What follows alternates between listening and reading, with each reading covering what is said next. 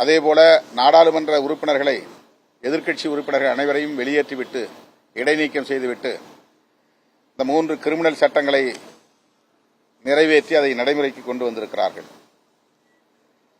அவற்றை நடைமுறைக்கு கொண்டு வந்து மாநில அரசுகள் நிறைவேற்றுவதற்குரிய அழுத்தத்தையும் தந்து கொண்டிருக்கிறார்கள். ஆனால் தமிழக அரசு அது குறித்து ஆய்வு செய்வதற்கு ஓய்வு பெற்ற நீதிபதியின் தலைமையிலே ஒரு ஆணையத்தை அமைத்திருப்பது வரவேற்கத்தகுந்தது. அதனை வரவேற்று பாராட்டினோம்.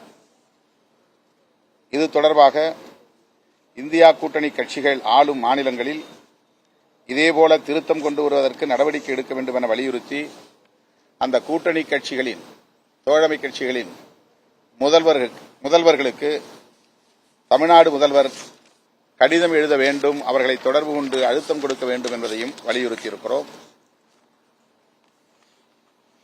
அத்துடன் திரு ஆம்ஸ்ட்ராங் அவர்களின் உடலை பொதுமக்களின் பார்வைக்காக அரசு பள்ளி வளாகத்திலே வைப்பதற்கு அனுமதி அளித்து, உரிய பாதுகாப்பையும் அளித்து, அமைதியான முறையில், கண்ணியமான முறையில் அவருடைய உடலை அடக்கம் செய்வதற்கு அரசு ஒத்துழைத்ததற்காக எமது நன்றியையும் முதல்வருக்கு தெரிவித்தோம்.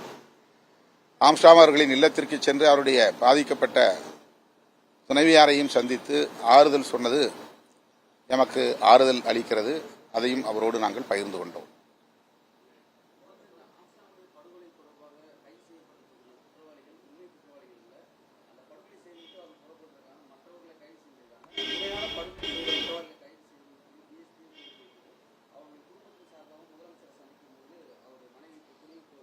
அதுதான் நாங்களும் இப்ப சொல்லியிருக்கிறோம். அது திட்டமிட்டவர்கள், அதுதான் மனுவாவே கொடுத்துருக்கிறோம். திட்டமிட்டவர்கள், கூலிக்காக இதில் பின்னிருந்து வேலை செய்தவர்கள் அனைவரும் கைது செய்யப்பட வேண்டும். ஆருத்ரா கோல்டு, பாஜக, ஆம்ஸ்ட்ராங் படுகொலை என்கிற ஒரு முக்கோணம் இதில் இருப்பதாக தெரிகிறது. எல்லா விவாதங்களிலும் ஆருத்ரா கோல்டு பேசப்படுகிறது. பிஜேபியில் உள்ளவர்கள், இன்னும் சொல்ல போனால் ஆற்காடு சுரேஷ் மனைவி பாஜகவிலே பொறுப்பில் இருப்பதாக சொல்லப்படுகிறது. இன்னும் பலர் அதிலே கைது செய்யப்பட்டவர்களில் 1-2 பேர் நேரடியாக பாஜகவோடு தொடர்புடையவர்கள் என்றும் சொல்லப்படுகிறது. எனவே இந்த கோணத்திலும் இந்த புலன் விசாரணை நடத்தப்பட வேண்டும் என்பதுதான் எங்களுடைய கோரிக்கை. 2 நாட்களுக்கு முன்பு சிட்டி கமிஷனர், சென்னை பெருநகர காவல் ஆணையர் திரு அருண் IPS அவர்களையும் நான் சந்தித்து இதை நேர்மையான முறையிலே விசாரிக்க வேண்டும், உண்மையான அனைத்து குற்றவாளிகளையும் கைது செய்ய வேண்டும் என்று வலியுறுத்தியிருக்கிறோம். அவரும் அந்த கோணத்தில் விசாரித்துக் கொண்டிருக்கிறோம் என்று உறுதியளித்திருக்கிறார். இதன் பின்னணியில் உள்ள அனைவரும், திட்டமிட்டவர்கள் உட்பட, ஏவியர்கள் உட்பட அனைவரும் கைது செய்யப்பட வேண்டும் என்பதுதான் எங்கள் கோரிக்கை. முதல்வரை சந்தித்ததிலும் இதைத்தான் நாங்கள் வலியுறுத்தியிருக்கிறோம்.